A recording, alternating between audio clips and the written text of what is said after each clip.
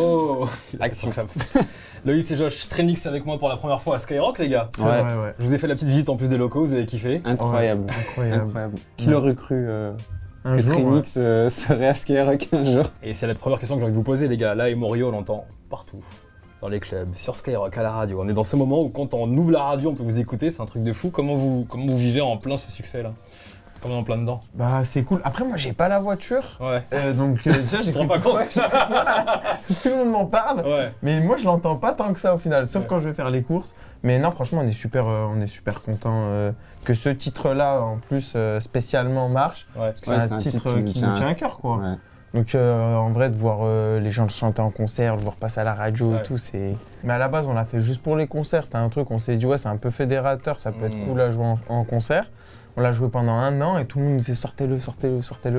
Du coup on a réussi à rentrer en contact avec Fafa DBLM et on l'a sorti. Ouais. Comment Fafa DBLM elle vit ce qui se passe justement avec le morceau là maintenant? Bah c'est marrant parce que au Déjà début, c'est une superstar en fait. C'est une superstar. On ne savait pas en fait de base quoi. Franchement c'est l'équivalent de Céline Dion. d'un Céline Dion. C'est Céline Dion mais au Brésil. Gros impact au Brésil ouais. Fafa DBLM, c'est de la Et du coup c'est vrai que quand on l'a contacté, on a fait la clearance du son et tout.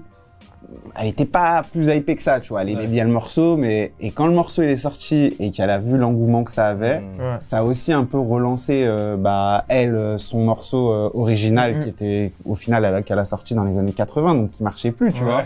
Donc là maintenant elle est trop contente. En vrai. Elle nous envoie des messages et tout tous les jours. Elle nous dit ouais faut que je passe en France machin. Et la formule Trainix, parlons-en quand même parce qu'on a l'impression que chaque bout de vidéo qu'on peut retrouver dès lors qu'il y a du talent, ça peut vous inspirer.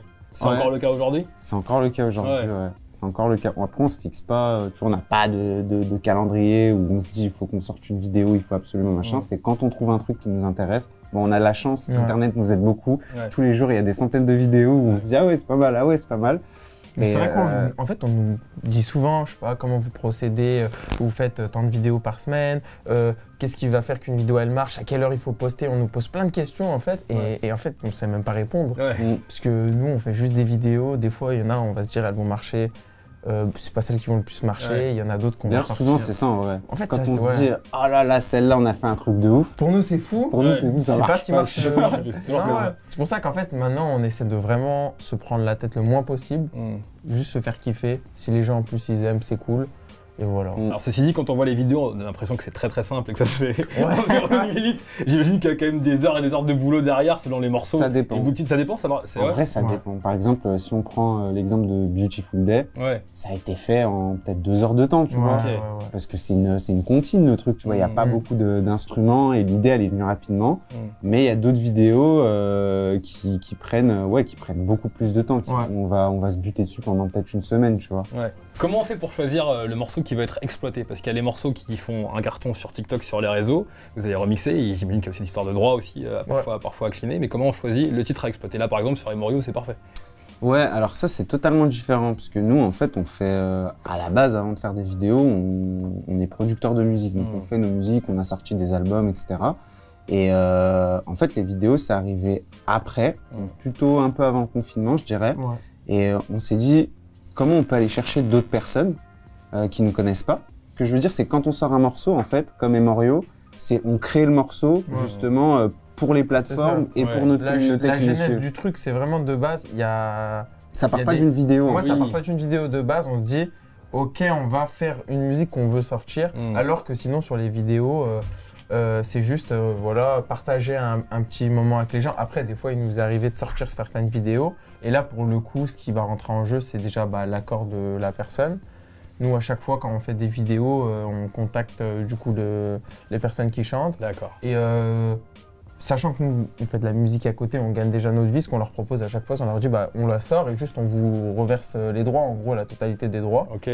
Et donc ça, faut qu'ils acceptent. TikTok, en fait, TikTok, même si on la sort pas sur les plateformes, TikTok, ça engendre quand même de l'argent. Bien sûr. YouTube, ça engendre quand même de l'argent. C'est ça. Et donc, il y en a, clairement, ils nous ont dit, non, moi, je veux pas que ce soit sur les plateformes, mais je vous autorise à le sortir.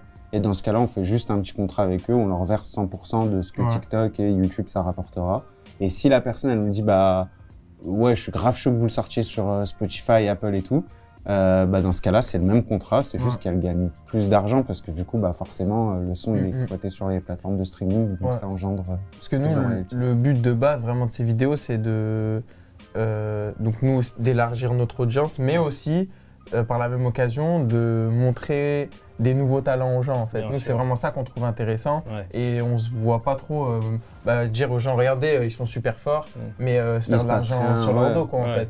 Et du coup vraiment il y a plein de gens avec qui on parle des fois qui vivent dans des villes à l'autre bout du monde et qui nous disent c'est compliqué en fait pour moi de vivre de ma musique. Bien sûr. Et en fait nous on se dit mais c'est trop cool parce que là on va peut-être un peu à notre manière, à notre petite échelle pour un peu les aider. À ça, c'est ça. Et maintenant il y a plein de personnes avec qui on a fait des vidéos qui vivent totalement de la musique. Rushen, ça a changé sa vie. Ouais, lui c'est un niveau stratosphérique. Parce qu'il a signé chez Sony.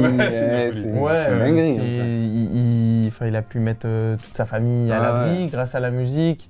Enfin, c'est ouf, quoi. Ça fait des belles histoires, quand même. Ouais, c'est ça. C'est magnifique. Mais du coup, les gars, vous recevez en plus des talents des quatre coins du monde. Vous devez être surpris en permanence par la différence de voix qu'on peut avoir, d'univers également qu'on peut retrouver un peu partout.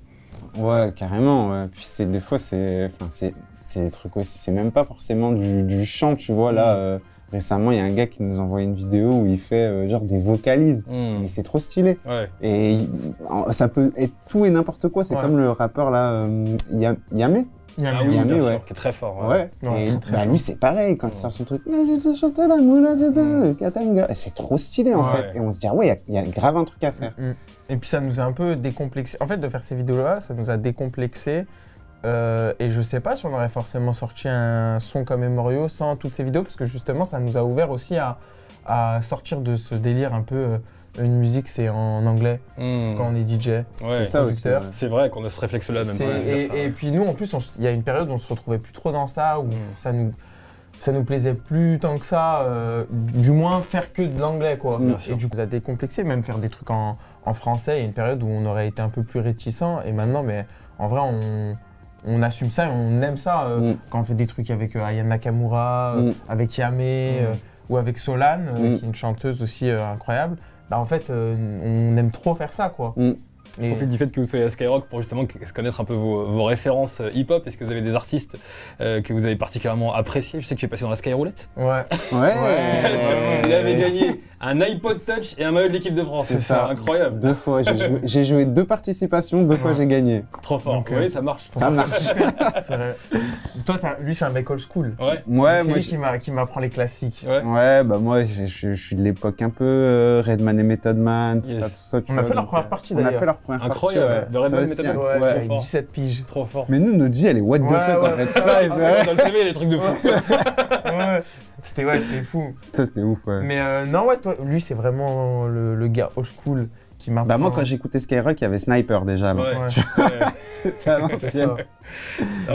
Et votre style, il est hybride, c'est ça que je veux dire, c'est que là vous parliez du fait qu'on puisse collaborer avec des artistes qui ne chantent pas forcément en anglais, comme c'est souvent le cas dans l'électro, et vous pouvez également travailler sur des morceaux à la consonance de base plus rap, plus R&B, gospel, soul. Et c'est ça qui est bien avec les vidéos, c'est que à la différence de quand on doit sortir une musique, tu vois, comme Emorio ou là notre prochain single qu'on est en train de préparer, forcément on pense à l'identité musicale du groupe qui est plutôt électro. On va pas te sortir un titre bachata par exemple là au mois de novembre. Tandis qu'avec les vidéos, on peut faire un remix bachata, on peut faire un remix reggaeton, on peut faire du hip-hop, on peut faire ce qu'on veut et c'est ça qui est bien, tu vois. Ça nous ramène en fait une liberté et même au-delà de ça aussi, même ça nous a... Il y a des trucs qu'on n'aurait pas osé sortir, alors que je pense que ça colle totalement à notre ADN aussi. Mais on les a juste fait en vidéo et les gens ils nous disent pour nous ça c'est du Trinix quoi en fait. Donc je pense que ça nous a vraiment aidé aussi à évoluer dans notre projet quoi. Les gars, qu'est-ce que je peux vous souhaiter pour la suite là, dans les prochains mois à venir? Dans les prochains mois à venir, déjà... Des vacances. Des vacances. Des vacances. Un petit peu de vacances. Je pense le plus gros truc là, ce serait que notre Olympia soit complet. Ouais, complet en décembre, on serait content. 3-4 mois avant la date, ce serait top. Et sinon, à part ça, des featuring en voiture en volant avec des gens qui nous ont fait rêver toute notre vie. Là, il y en a des pas mal qui arrivent. Normalement. Comment c'est un concert de Trinix? Trinix en live, là, mais en même temps, je peux pas spoiler l'Olympia parce que l'Olympia, ça va être un truc vraiment tout nouveau qu'on n'a jamais fait encore, où on va on est en train de créer un spectacle où on ramène justement ce côté internet, mais à la scène, pour que les gens, du coup, ils nous voient démarrer aussi certains morceaux du début en live jusqu'à la fin du morceau, tu vois. Et après, on espère aussi ramener plein d'invités. Là, on commence un peu à brainstormer sur les invités. Et la vidéo aussi qu'on travaille. Bien sûr. Ça va ressembler à une grande victoire, parce que quand on voit vos vidéos fait maison, ça nous rappelle les moments du Covid où on était seul, on avait besoin de bouger, de faire la fête, et on va pouvoir faire la fête avec vous en famille, ça va être cool. Donc décembre à l'Olympia, le rendez-vous est pris, et vous venez quand vous voulez à Skyrock, vous connaissez le lieu les gars. C'est le 23 mars. Ah oui, 23 mars, 2024 l'Olympia. 23 mars. Mais on veut le sold out en décembre, comme ça. Donc sold out en décembre, c'est pour vous, et 23 mars 2024, on est sur scène avec eux. Les gars, merci beaucoup de passer dans la Merci à toi pour l'invitation. À bientôt.